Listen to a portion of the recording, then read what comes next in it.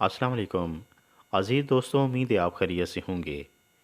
ایک بزرگ حقوق العباد اور باہمی تعلقات کی اہمیت پر گفتگو فرما رہے تھے کہ اچانک انہوں نے مریدین سے پوچھا، روشنی کب آتی ہے؟ ایک مرید نے بڑے ادب سے جواب دیا، حضرت، جب سفید اور سیاہ دھاگے میں فرق نظر آنے لگے تو بس سمجھو روشنی آ گئی ہے۔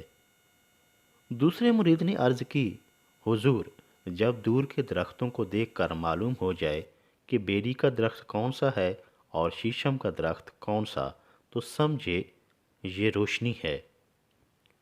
مرشد نے یہ جواب سن کر دیگر حاضرین کی طرف نظر دوڑائی۔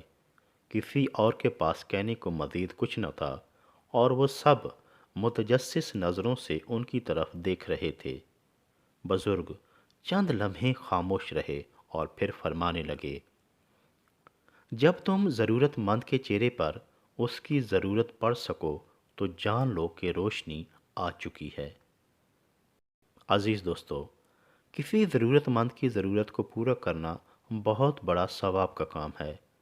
اپنے ارد گرد لوگوں کا خیال رکھیں اور ان کے کہنے سے پہلے ہی ان کی مدد کر دیا کریں۔